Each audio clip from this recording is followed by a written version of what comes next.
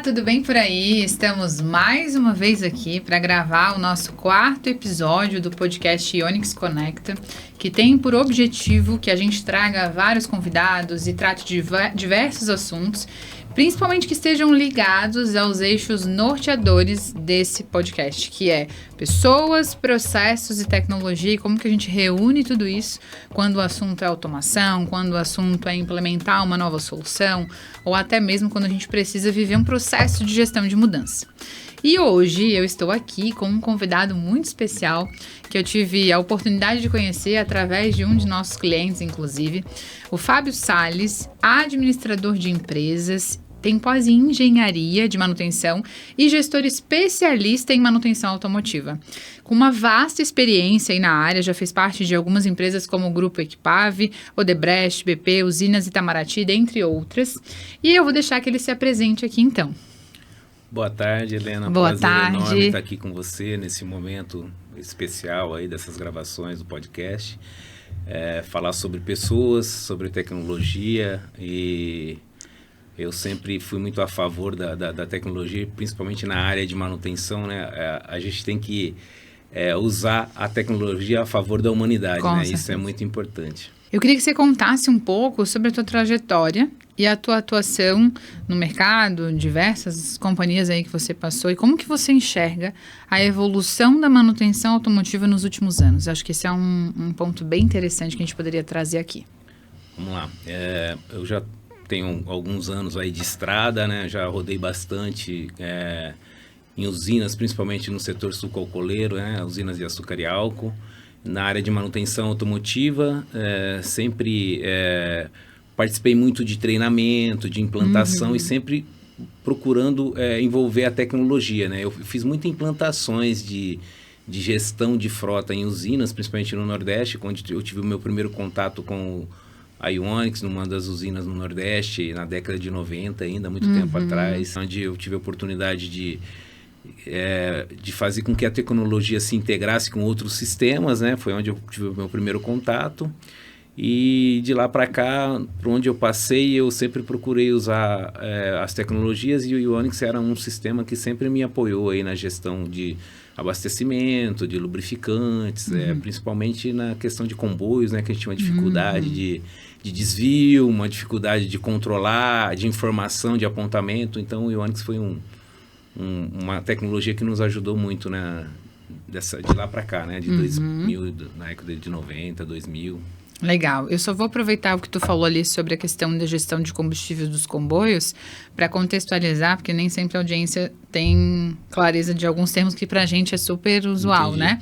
Então, em relação a comboio, existem algumas empresas que elas têm um caminhão comboio, que é um caminhão que ele vai até uma frente de trabalho, lá no campo, enfim, para fazer o abastecimento de alguns equipamentos que precisam ficar lá. E aí, portanto, esse é um dos gaps, muitas vezes, na gestão, porque é um tipo de abastecimento que acontece fora da usina ali, né, da área de monitoramento, fora do posto. Então, a gente tem, inclusive, um equipamento que a gente instala no comboio e ele consegue fazer o acompanhamento desses abastecimentos que ocorrem, seja a identificação de quem abasteceu, qual veículo que abasteceu, quanto que abasteceu, e já existe também na solução uma funcionalidade que a gente consegue acompanhar a rota que esse comboio fez e exatamente aonde ele realizou o abastecimento. Então, isso traz ainda mais controle e gestão, né, para quem cuida dessa área aí na empresa. Voltando. Bom, aí eu queria entender nessa tua trajetória em relação aos principais erros, né, que o pessoal aí comete na área de manutenção. Então, por exemplo, quais os erros que as empresas cometem ao enxergar a manutenção como um custo? Porque normalmente você deve viver esse desafio aí, ou ter percebido até de outras empresas, outros gestores que você troca. Às vezes, nem sempre é esse olhar preventivo e esse olhar do cuidado para não lidar com uma situação ali quando o problema já é um fato. A manutenção, ela sempre veio evoluindo no passar do tempo, né? E as pessoas não tinham aquela visão da manutenção preventiva e preditiva e cuidar dos equipamentos para que ele pudesse ter mais disponibilidade mecânica. Então, era sempre corretivo, quebrava e consertava e parava muito em disponibilidade. E hoje você tem que otimizar processos, né? De que forma, né? Usando a manutenção da forma correta, e usando a tecnologia para nos apoiar nessa questão, né? E um dos principais causador de manutenção nos equipamentos em frota agrícola hoje, por incrível que pareça, é o nosso diesel, é o combustível.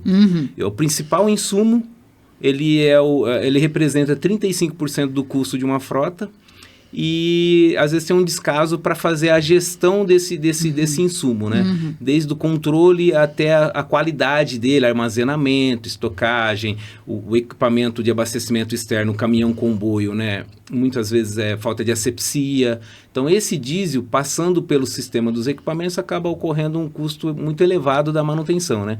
E as empresas começaram a se atentar por isso. Hoje a gente tem o biodiesel, ele é extremamente higroscópico, né? É um combustível muito com refino especial, que é o S10, né?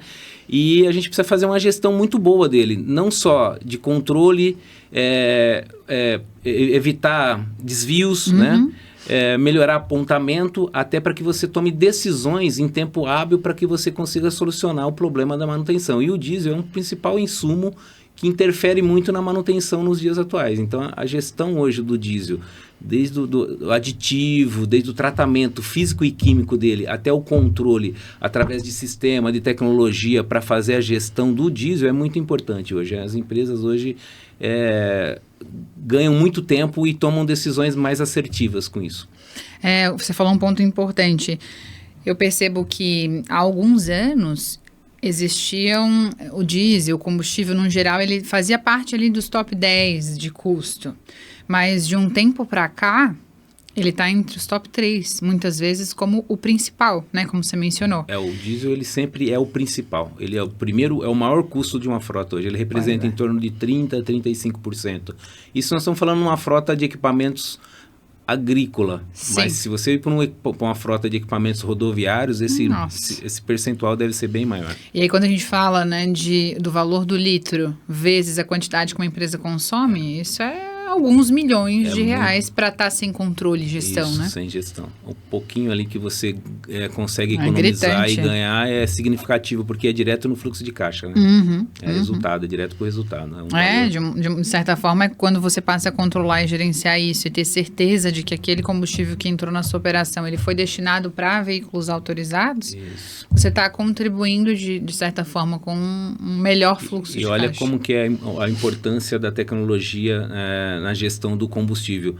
Hoje, eu posso dizer que quase na totalidade, todos os sistemas de gestão de frota, ele alimenta todo o histórico de manutenção dos equipamentos através da entrada do combustível. Então, quando você digita um abastecimento lá, o orímetro da máquina ou o odômetro dos caminhões, dos veículos leve, ele abastece não só o consumo de abastecimento do equipamento, mas a troca de óleo, a troca de filtro, ele abastece o componente com quantas horas ou quantos quilômetros aquele motor rodou. Então, através do abastecimento, você coleta a principal informação, que é a quilometragem ou o orímetro da máquina, que vai alimentar todo o custo por hora, o custo por quilômetro rodado. Então, a automação do abastecimento ele é de extrema importância para que você tenha uma gestão mais assertiva em todo o custo de manutenção dos equipamentos hoje. É como se gatilhasse todo o resto que precisa ser controlado, né? É ali que nasce. A primeira informação é a principal dela. Se eu quero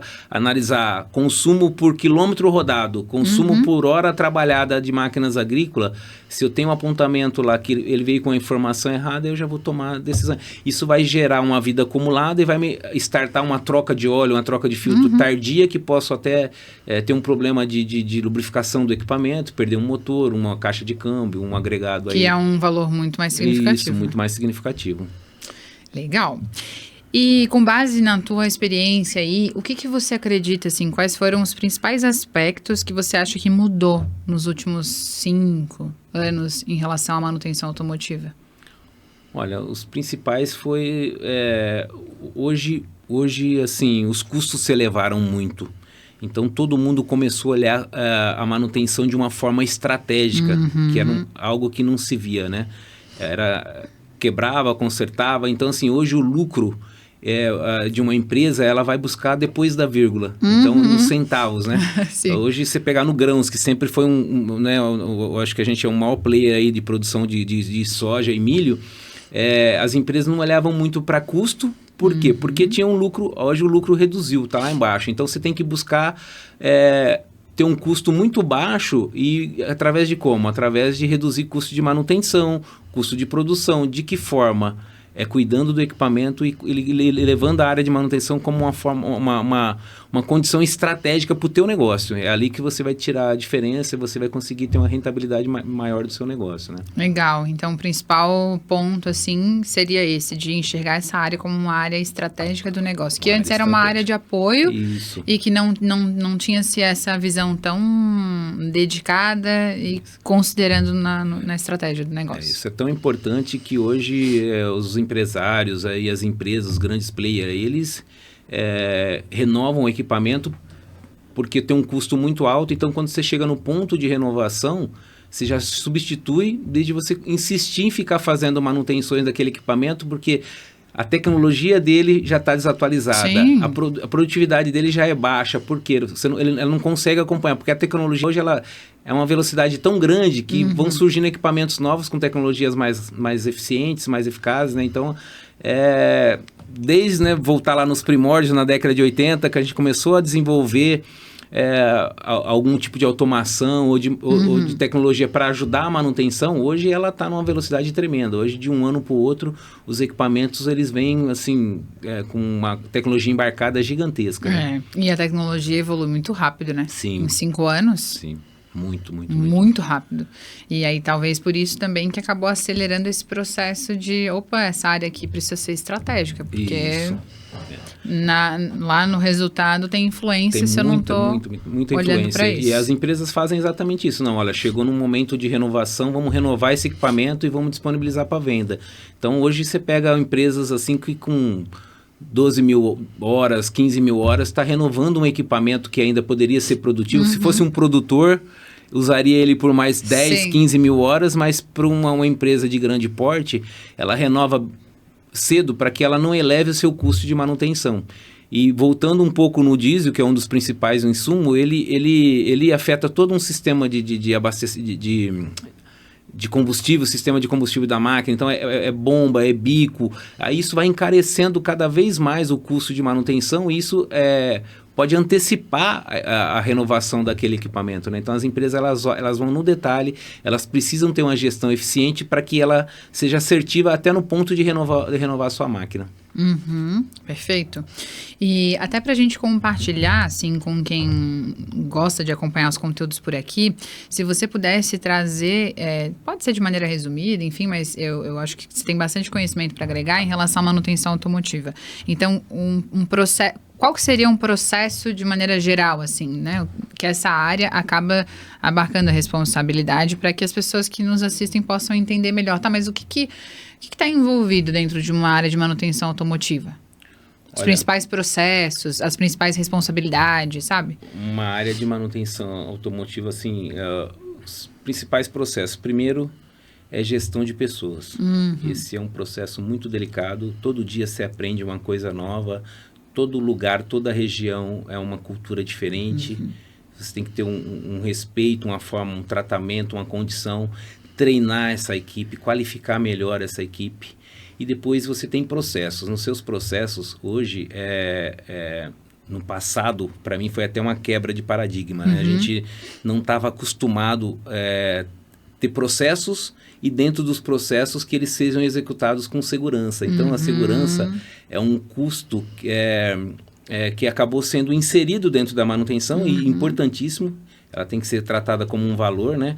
E que as pessoas não se atentavam muito para isso. Então, onde tem pessoas, você precisa ter segurança, processos. Esses processos precisam estar bem alinhados para que você consiga executar. E quando você insere uma peça nova ali, ela já entra dentro daquele processo e consiga caminhar com treinamento, com formação dessa mão de obra, qualificação desses pessoal. Então, assim, a manutenção ela evoluiu muito por conta desses investimentos que, de forma estratégica, né, você precisa ter para que você não fique refém dos fabricantes do equipamento, entendeu? Então, hoje, muita manutenção, a empresa ela primarizou, treinou suas equipes, qualificou a sua mão de obra, colocou processos com segurança para essas equipes executarem. Isso foi uma evolução muito grande dos últimos 20 anos aí para cá, que no passado não era tanto assim, né? Assim, o principal objetivo de gerar mais autonomia e independência dessa área. Isso. Legal, exatamente. Legal. E em relação aos principais indicadores, assim, que o pessoal costuma acompanhar?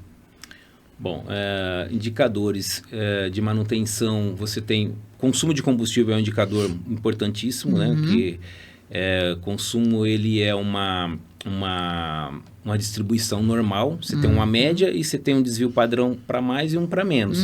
E ele não pode estar variando muito daquilo. Se estiver variando, ou o equipamento está com problema, ou o abastecimento aconteceu de forma errada, ou a empresa ainda não tem um sistema de automação para fazer a gestão correta daquele abastecimento.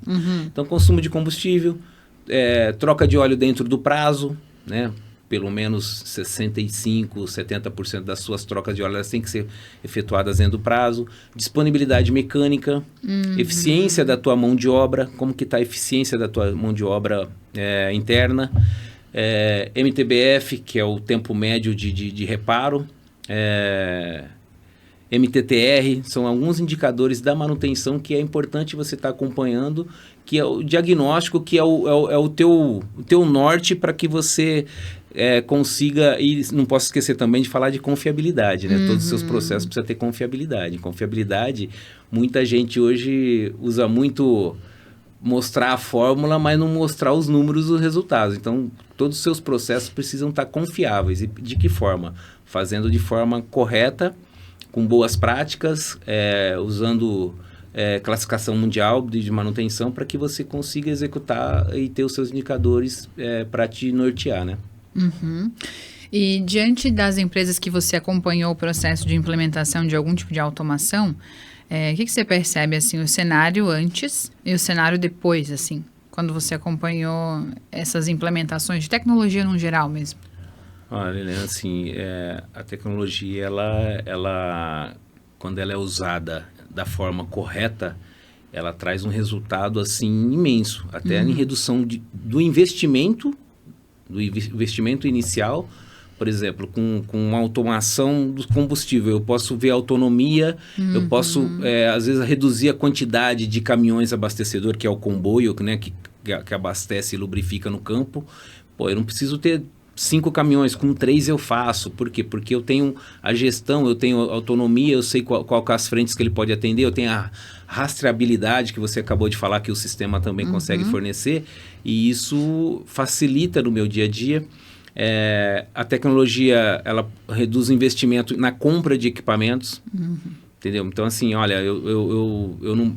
Ela reduz não só custo, mas como investimento inicial, entendeu? Então, a tecnologia usada de forma correta, eu posso dar um exemplo de uma tecnologia de monitoramento que você reduz até 30% dos seus equipamentos de colheita numa usina de cana-de-açúcar, entendeu? Então, é uma 30% de investimento. Você falar numa usina que precisa aí ter 60, 70 caminhões transbordo, um exemplo.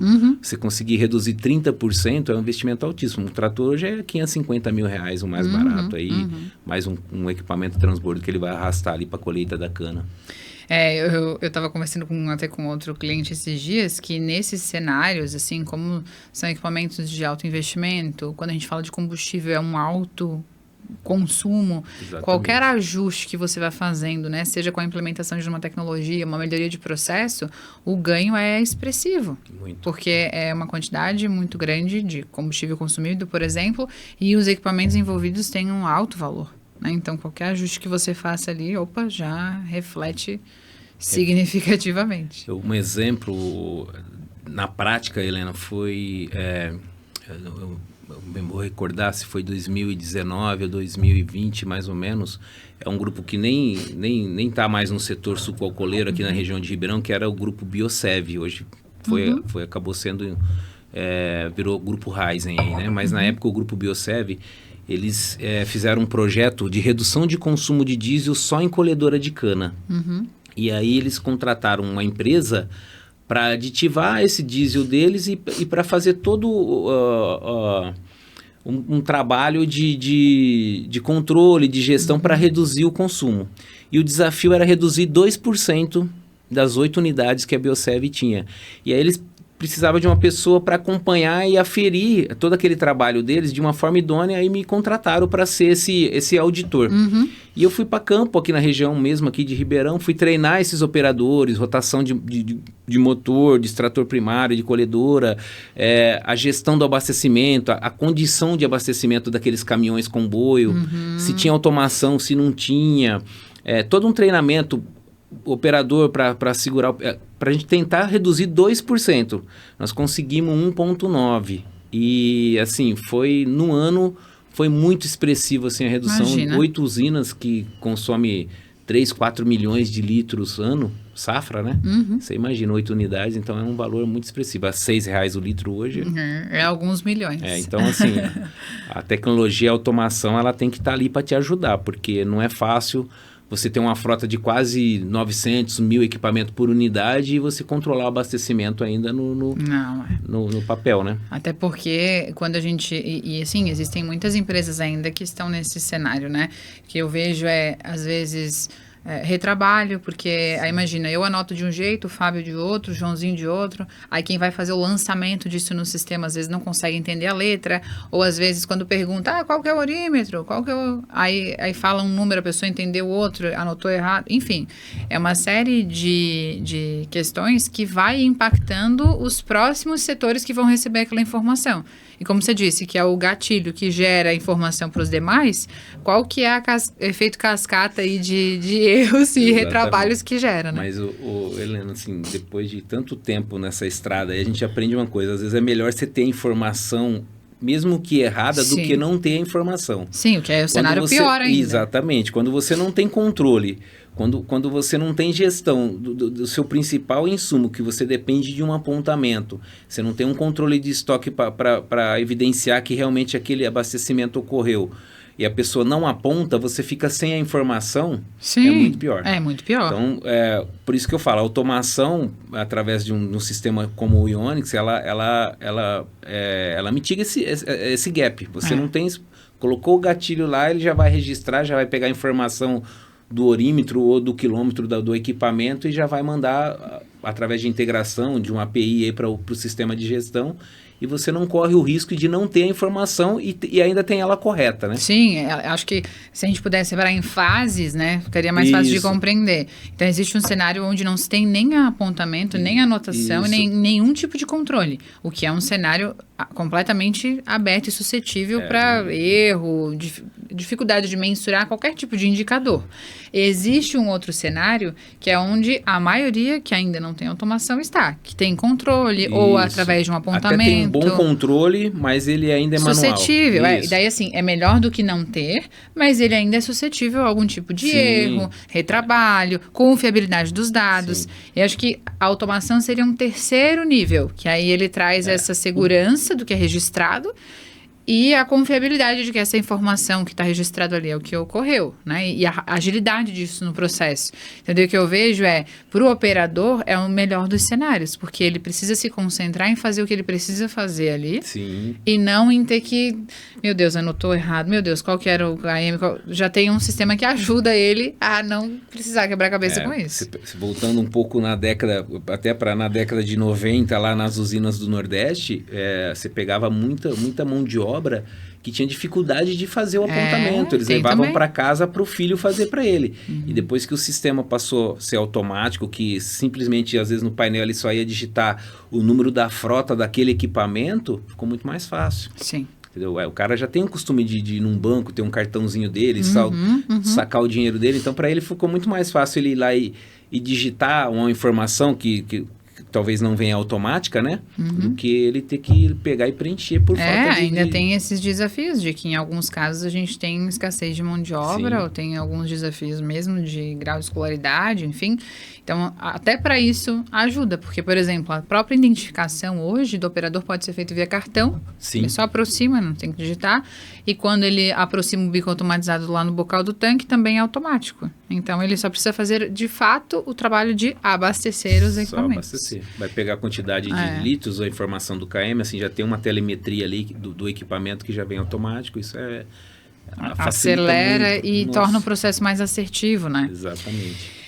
Em relação às pessoas, cultura das empresas e o fator de gestão de mudança, né? Que toda vez que a gente vai implementar algo novo, seja uma tecnologia, seja um novo processo, a gente precisa viver o processo de mudança com todas as pessoas. Sim. E, naturalmente, o cérebro é preguiçoso, né? O cérebro humano ele não é muito afim, assim, de mudança, de sair do padrão, enfim.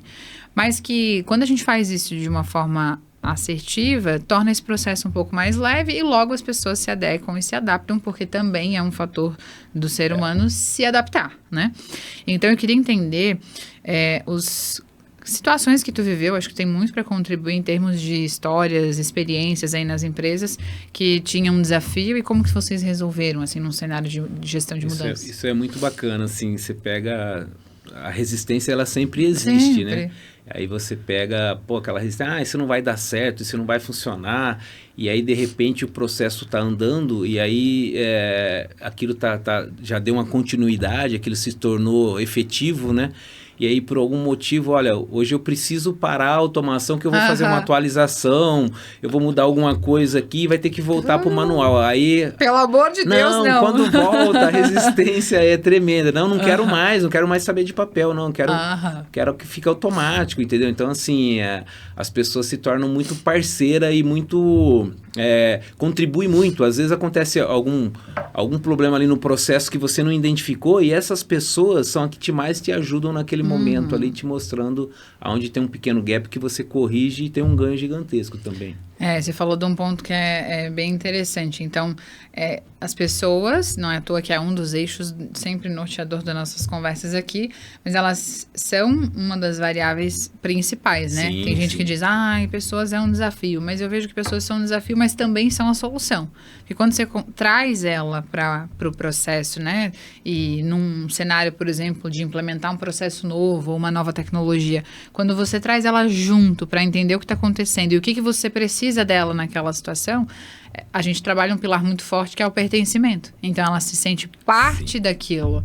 E aí, a tendência é ela querer contribuir. Porque, afinal de contas, quem está lá na linha de frente é tão importante quanto quem vai fazer o gerenciamento dessas informações, quanto quem vai fazer a leitura dessas informações para reportar para um conselho, para o dono e por aí vai.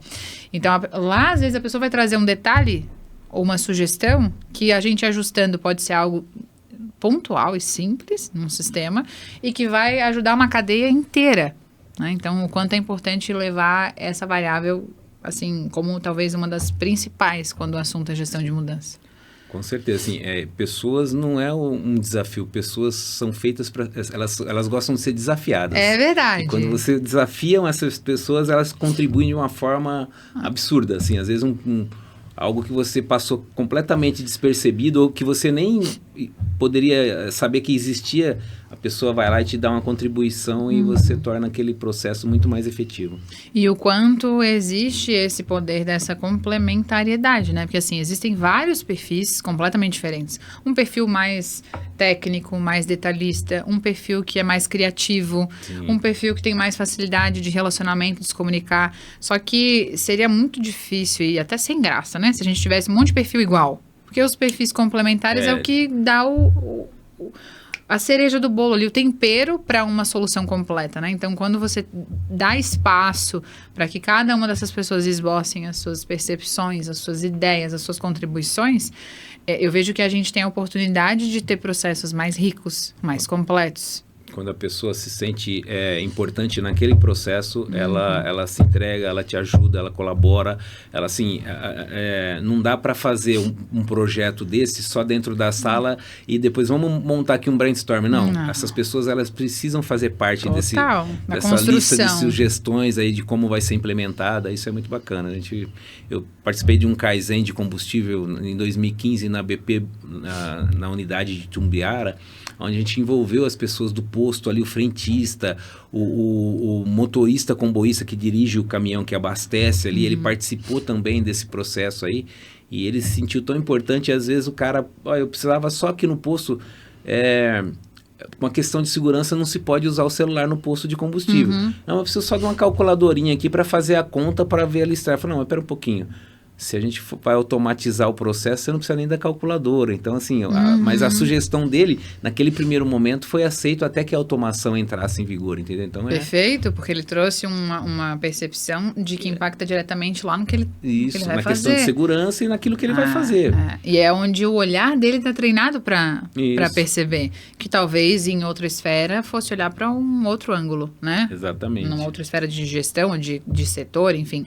E, inclusive, a BP é um dos grupos que a Ionix atende. Sim. Né? Então, inicialmente eram as 8 usinas, e aí, até no ano passado, eles fizeram uma transição agora de atualizar todos os equipamentos e trouxeram mais usinas que ainda não tinham automação para esse processo também. Então, hoje todas são automatizadas com a Ionix. Antigamente, a BP ela tinha as 3 usinas só, né? Depois juntou com a Bung e virou as 11. Então, as 8 eram Ionix e as 3 que eram Goiás e Minas não tinham. Isso. E era justamente nessas que nós fizemos um trabalho aí de Kaizen, né? Para redução de consumo também. Aonde depois o Ionix acabou implementando essas unidades. Né? Que legal. Esse é um projeto que nasceu lá em 2015, depois deram continuidade, né? E a BP é uma empresa, assim, muito tecnológica, muito. Tudo que tem de melhor, o que tem de bom no mercado, ela quer agregar para o teu negócio. Ela acaba sendo referência para vários outros do segmento, né? Exatamente. E eu vi que teve um momento que você comentou a respeito de treinar a operação, o pessoal da manutenção automotiva, de criar essa autonomia nessa área, né? O que vem é um olhar mais estratégico para essa área. Como que é feito isso, assim, esse treinamento, essa seleção das pessoas? Enfim, eu sei que você já atua em diversos setores e segmentos, ainda que dentro da área de manutenção. O que você entende, assim, de maior desafio e qual seria uma boa prática em relação ao treinamento? Porque eu vejo que não é prática de várias empresas, né? Acaba lidando só em correção do que deu errado, mas como é que a gente prepara essas pessoas para elas estarem aptas para, de fato, entregar esse trabalho mais estratégico? Esse é um desafio muito grande, assim. Por quê? Primeiro que você precisa buscar pessoas engajadas, né? Pessoas que realmente querem ser treinadas, querem adquirir conhecimento, né? Se desenvolver. Isso, desenvolver. A pessoa precisa querer, você não vai desenvolver a pessoa se ela não quiser. Tem interesse, né? Sim. Então, assim, equipamentos hoje vêm com uma tecnologia embarcada gigantesca. Pode ser até um equipamento, por mais simples que seja, ele tem uma tecnologia embarcada. Então, hoje não é só uma questão de mecânica e de elétrica, tem eletrônica. Então, você precisa montar toda uma gama de conhecimento. Fora isso, as pessoas precisam ser treinadas, os seus treinamentos que são obrigatórios, que são as NRs. Então, a empresa já tem todo um trabalho de montar esses treinamentos durante o ano, durante a safra, porque você está em operação, você está trabalhando, e fazer com que eles cumpram aqueles que são obrigatórios, né? E eles não são obrigatórios. Para mim, eles têm que ser mais que obrigatórios. Por quê? Porque eles vão impactar diretamente no custo, no investimento. Então, assim, eu tenho uma marca, eu tenho que buscar o meu dealer para que ele venha junto comigo me ajudar a treinar a minha equipe. Eu não posso ficar refém dele. Então, montar essa estrutura, treinar, desenvolver essa mão de obra para que ela consiga liberar o equipamento com confiabilidade, né? E de uma forma rápida para que ele volte a ser produtivo. Então, essa mão de obra é um desafio muito grande. Quando você treina, às vezes você perde aquele colaborador, às vezes quando ele tem um conhecimento muito mais avançado, ele vira um prestador de serviço. Isso é muito natural e você não pode deixar de treinar por conta disso, porque senão você vai passar a depender daquele prestador de serviço. Sim. Então você tem que estar... É contínuo, sabe? Treinamento é contínuo, desenvolvimento de pessoas é contínuo. E é muito bacana quando as pessoas estão engajadas e realmente querem absorver todo aquele conhecimento, sabe? Eu mesmo, por mais que você está numa função de gestão, quando tem um treinamento que eu sempre gostei de participar. Eu também. Sempre... Eu brinco, eu sou rata de curso e de treinamento, eu gosto. Eu também gosto, porque assim... Sempre tem uma coisa, um olhar diferente, uma apresentação diferente, que eu vou dizer, nossa, eu nunca tinha pensado desse jeito. Enfim, acho que sempre agrega. Sim, eu acho maravilhoso. Eu gosto de estar ali no meio, aprender e é bacana. Principalmente com quem está na operação, né? Até as dúvidas deles, você fala, nossa, interessante isso que ele trouxe, enfim. E em relação a essa tua jornada, assim, se você pudesse compartilhar algumas melhores práticas por onde você passou, que te chamaram a atenção, ou até mesmo sugestão, ideias aí, em relação à área de manutenção automotiva, gestão de pessoas. Olha, as melhores práticas seriam um resumo de tudo que a gente comentou até agora, né? Realmente pegar, usar a tecnologia a favor da humanidade, ter as pessoas engajadas de que forma? Com respeito, com liderança moderna, não dá mais para tratar ninguém no chicote. A questão de segurança tá sempre presente ali no teu dia a dia, com DDS, com treinamento, com orientação. Essa mão de obra e os equipamentos, procurar uma forma de fazer a manutenção dele assim, para que ele se torne cada vez mais disponível para aquela operação, assim, você consiga dominar mais o equipamento. Hoje, muitas pessoas, o próprio operador ou o próprio mecânico, ele tem medo às vezes de chegar perto do equipamento porque ele não tem o conhecimento. Não vou mexer não, que senão aí você fica com ele parado, dependendo de uma mão de obra mais qualificada.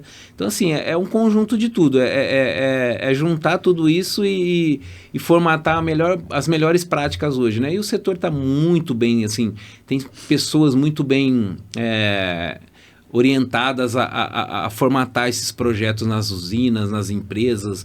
Eu trabalhei muito em empresa de lixo também. Na Odebrecht eu tive a oportunidade de ir para a hidrelétrica de Belo Monte, onde se concentrou um volume muito alto de mão de obra e que veio do Brasil todo. Era uma obra do mundo dos últimos tempos, né?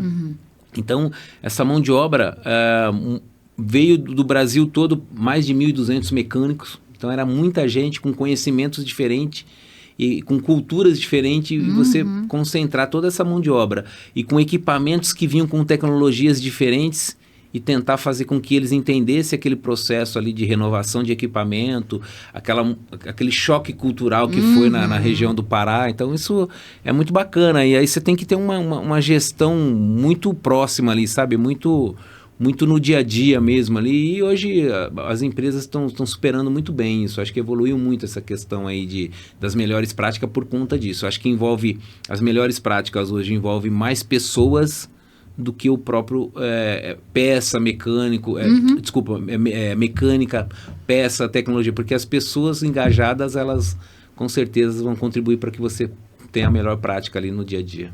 Perfeito. E em relação a esse objetivo de transformar a manutenção automotiva num centro estratégico do negócio, se você pudesse elencar, assim, em tópicos, o que precisaria ser considerado? A empresa hoje, para ter a manutenção, ela tem que deixar de ser só eficiente e eficaz para ela ser estratégia. Ela precisa mudar. Está disponível, mas assim, o equipamento está disponível, mas eu deixei ele disponível no tempo hábil, mas eu não estou precisando daquele equipamento naquele momento, então ele não está sendo efetivo. Elencar as prioridades também. Isso, então assim, hoje, para ele se tornar estratégico, você tem que não só ter as melhores práticas, ter pessoas engajadas e fazer com que você extrair mais com menos, entendeu? Então, assim, hoje se falam em ter manutenção linear. Você faz uma manutenção e já volta para a operação para que você não deixe a disponibilidade cair. Hoje se fala muito em equipamento reserva. Eu não sou muito a favor, eu acho que você tem que trabalhar dentro da disponibilidade, é o desafio do grande gestor, entendeu? Recente a gente até teve uma discussão com relação a isso. Equipamento reserva, como que eu vou apontar as informações dele através de software de gestão? Como é que eu vou pôr a produtividade dele se ele é reserva? Como é que eu vou apontar o abastecimento dele, os custos dele? Entendeu? Eu acho que tem que trabalhar muito em cima de confiabilidade. Confiabilidade vai te dar uma forma de você fazer essa gestão mais próxima ali, fazer ela ficar mais eficiente, mais efetiva, para que seja mais produtiva ali no dia a dia. Show. E em relação a acho que, dado toda a tua experiência na área de manutenção automotiva, em diversos segmentos, propriamente enquanto gestor também, né? Você falou muito aqui de pessoas e, de fato, eu entendo que a gente muda as empresas, os convidados que vêm aqui, mas a gente sempre fala sobre a variável pessoas, então acredito sim que é o centro, né? Tanto quando a gente está se referindo aos colaboradores de uma empresa, quando a gente está se referindo aos clientes que a gente atende, os parceiros, fornecedores, no final do dia é sobre pessoas, sim, né? Eu queria que você deixasse a tua mensagem ou a tua visão em relação às empresas, que os profissionais aqui que nos assistem também e estão nesse processo de escolher o fornecedor, estão se organizando para fazer o investimento e viver esse processo de implementação de uma solução, de uma tecnologia. Talvez comentar assim, qual era o cenário antes e o cenário depois, ou quais são os principais pontos que eles deveriam avaliar nessa escolha. Assim, o brasileiro, ele é muito daquele... eu preciso testar, né? Vamos testar para ver se funciona, né? E tem produtos hoje, de uma forma geral, sabe? Desde uma peça, hoje você sabe qual que é o melhor celular do mercado, entendeu? É a mesma coisa, hoje você sabe identificar qual que é aquele melhor produto. Então, o teu investimento, às vezes ele pode ser o mais alto a princípio, no início, mas ele vai diluir durante todo o teu custo, vai ser bem menor, entendeu? Então, assim, às vezes a pessoa vai muito pelo investimento e depois não vê o custo daquilo no seu dia a dia, entendeu? O custo é muito alto.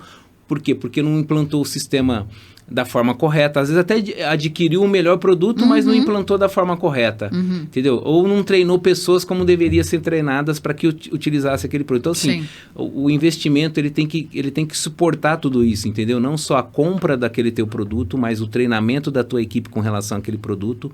E hoje, para identificar qual que é os melhores produtos que tem no mercado, isso é muito fácil, né? Hoje tem vários, são poucos sistemas de automação que você consegue não só controlar as informações dos abastecimentos, mas dos lubrificantes também. São poucos sistemas de automação hoje que você consegue colocar ele no teu posto que é fixo, que é estático, e no teu comboio que ele está sempre vibrando e ele vai ter problema ali para fazer a automação de conseguir aferir as informações, vai dar problema. Equipamento eletrônico, entendeu? Se tiver vibração, vai ter problema. Então, assim, eu já implantei alguns deles, né, na minha jornada aí, né? 2007, na Equipave, a gente implantou o Ionix. A BP, eu não estava mais lá, hoje está com o Ionix. Então, assim... as empresas, elas, em determinado ponto, elas vão lá e faz aquele investimento e depois elas têm que refazer o investimento porque errou na tomada de decisão. Então, assim, os produtos hoje que têm confiabilidade, que rodam, que você vai realizar um investimento correto, já estão bem identificados. O Ionix é um sistema que eu usei, eu sei que ele funciona bem, principalmente para comboio, né? Os caminhões comboio, que é um grande gargalo aí da maioria dos sistemas. E com a forma de você integrar também com os outros sistemas, que é muito simples, né? Então, acho que ele atende bem, assim, é um dos produtos que sempre por onde eu tiver oportunidade de passar e implementar para que tenha confiabilidade no processo da manutenção do início da cadeia até o final, o Ionix sempre foi um sistema que eu sempre vendi bem a imagem por conhecer e por ter implantado na prática. Legal. Realmente, a gente acaba, ano após ano, vai agregando outros segmentos que também têm um ponto de abastecimento, seja fixo ou móvel, enfim. Num primeiro momento, a Ionix nasce para atender usinas, né? Sim. E aí, não é à toa que hoje ela é a líder no segmento, então ela atende muitas usinas aí pelo Brasilzão e até fora. Mas já existem outros segmentos que ela está abraçando também, porque também existe a necessidade de controlar e gerenciar o abastecimento interno. E você sendo um entusiasta aí, né, da gestão de manutenção automotiva, obrigado. Eu acompanho também ali teu LinkedIn e tudo mais, eu queria que você deixasse talvez uma mensagem, aí você pode direcionar aqui nessa câmera, para os profissionais que estão ou ingressando na área agora, ou estão tendo a oportunidade de assumir uma área de gestão automotiva, e o que você poderia deixar de mensagem para eles, assim, que você pudesse contribuir com a carreira? É difícil deixar uma mensagem assim, mas assim, a manutenção é uma paixão. Você precisa gostar daquilo que faz. É um desafio, o tempo todo ali, é uma área muito dinâmica, as inovações vão aparecendo, você precisa conhecer a área como um todo. não é só uma área técnica, ela é uma área administrativa e financeira. E também hoje ela é uma área estratégica. Então, assim, você precisa identificar, tem muito... eu costumo dizer assim, tem muito inventor no setor, tem que tomar muito cuidado com isso. Às vezes você está querendo reinventar algo que uma engenharia já fez, já está concebido, já está... Então, assim, você tem que tomar muito cuidado com aquilo que você vai fazer e conhecer a área como um todo. Tem muitos gestores com conhecimento técnico gigantesco, e aí, na hora que precisa fazer uma análise financeira do investimento, alguma coisa, com conhecimento não tão bom. Então, assim, o grande desafio da área é isso, ela é tão extensa e tão grande, tão desafiadora, que tem muito para aprender. Eu estou com 25 anos que eu trabalho com manutenção e eu estou todo dia estudando alguma coisa nova. Eu estou todo dia num grupo de LinkedIn onde eu pego essas mentes, esses espíritos novos que tem hoje aí, essa molecada que está vindo voando, e eu aprendo com eles. Então, sempre eles passam algo novo ali e eu procuro passar um pouquinho do meu conhecimento, mas eu mais aprendo do que eu ensino. Então, a manutenção ela é muito dinâmica. Então, boa sorte, é uma área desafiadora, gostosa, empolgante, os olhinhos chegam até a brilhar, né? Mas é uma área muito boa, é uma área que ainda tem muito espaço para as pessoas que estão engajadas e querem desenvolver. E crescer, né, na carreira. Bom, eu quero te agradecer pela oportunidade, pela disponibilidade, né? Sou muito feliz que eu acredito muito no poder das conexões e sou muito grata por a gente ter se conectado aí nessa vida. Bom. Obrigada pela tua disponibilidade, contribuição. Nossa, foi enriquecedora essa nossa troca aqui. E com certeza eu vou te convidar para outros episódios também. Tá, obrigado, eu que agradeço aí. Obrigado pelo convite.